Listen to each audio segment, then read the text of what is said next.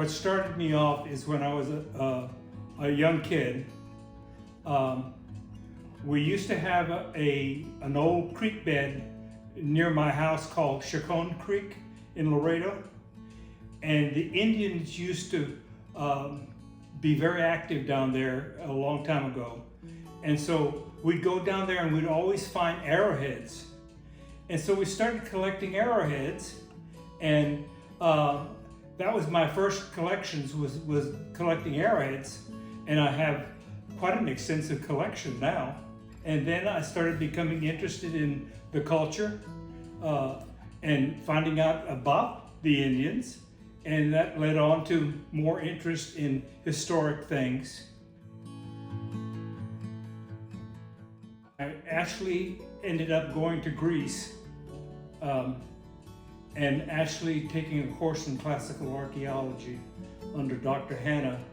I was invited to join his archaeology class. He was a professor of archaeology, got his PhD from Oxford in England, and so it was just a real privilege to be one of his, to be on his courses. And we went out to different sites. We did excavations.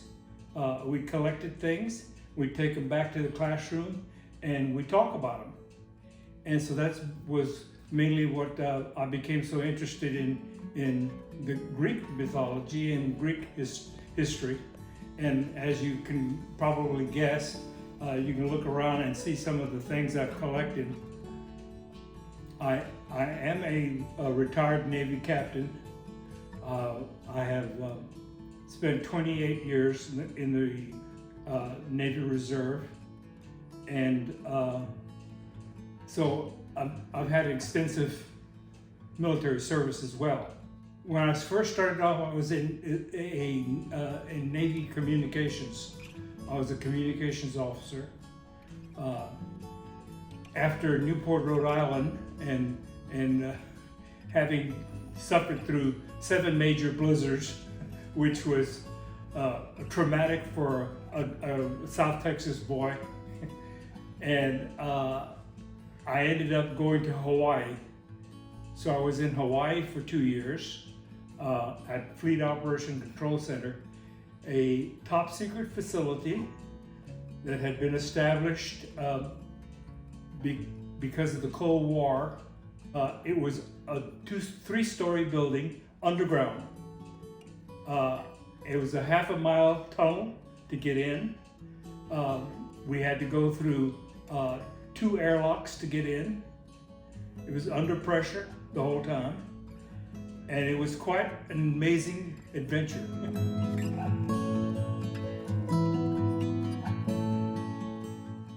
You get to see so many multiple cultures and things like that. It's just a fantastic experience to be able to experience all that. You get to see things that just amazing things. I'm very, very privileged.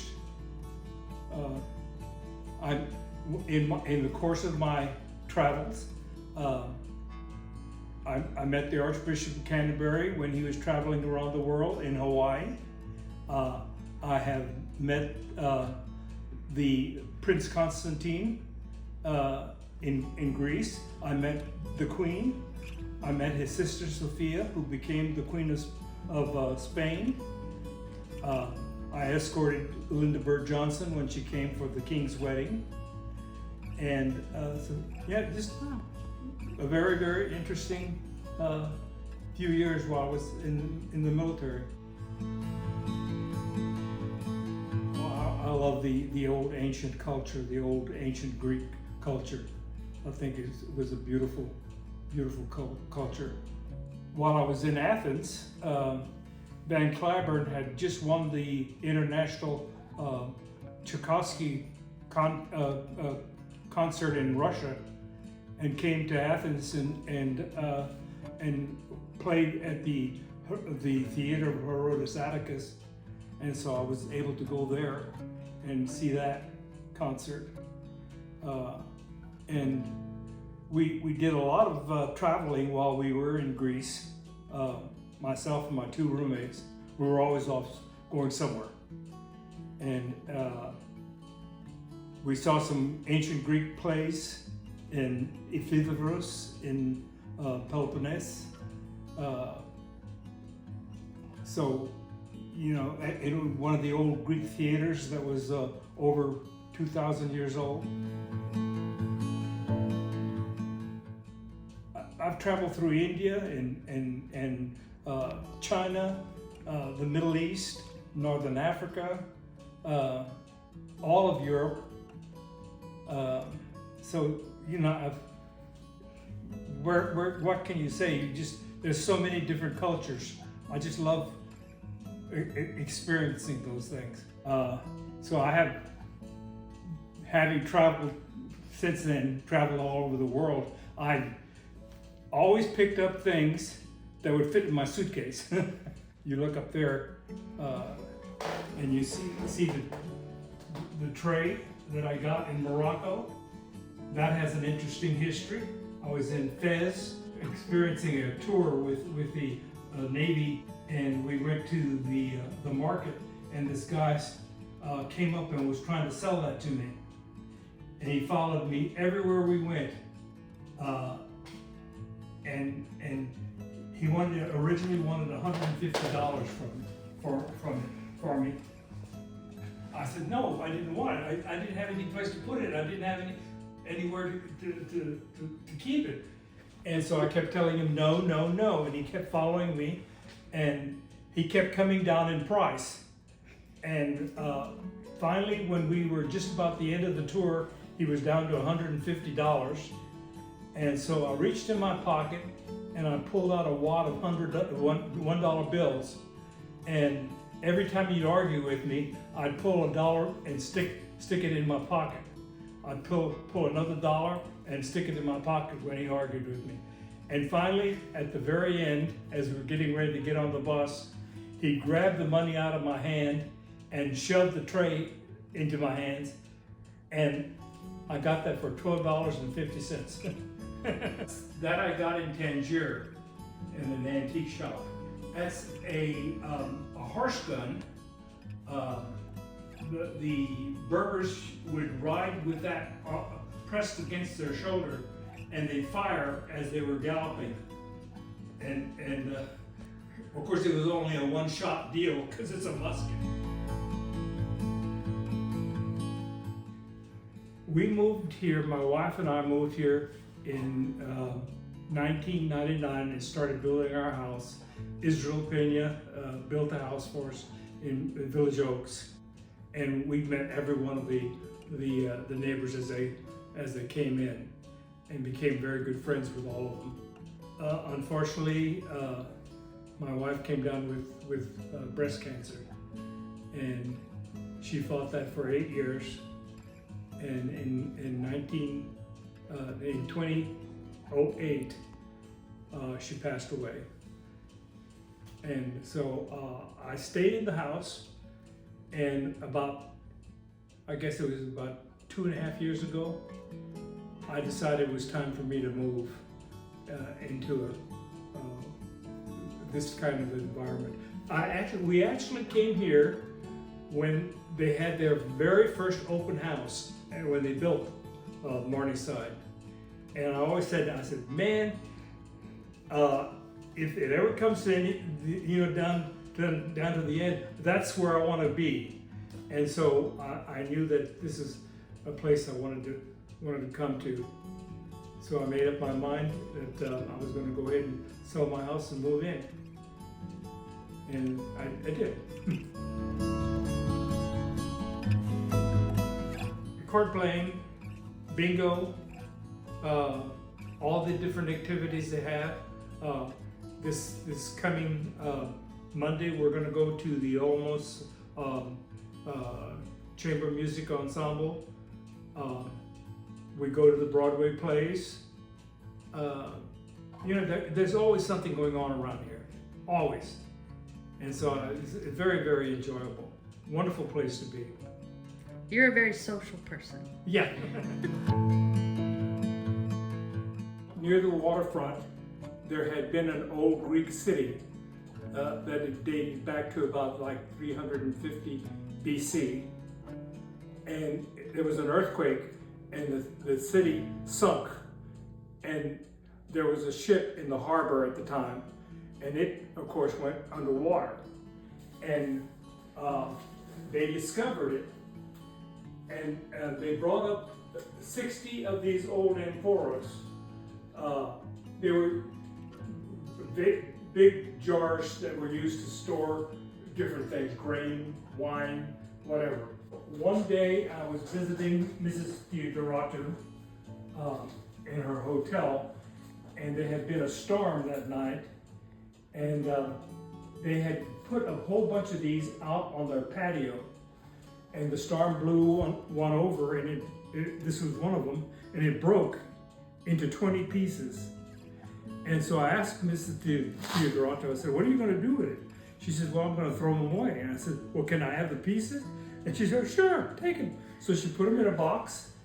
And I had them in a storage container for almost 45 years. 4 years ago, I decided to get it out and assemble it. So I started putting it together, and I used Elmer's glue to keep the pieces together. And just in here, this is all kinds of things I've collected. This is a aquateria.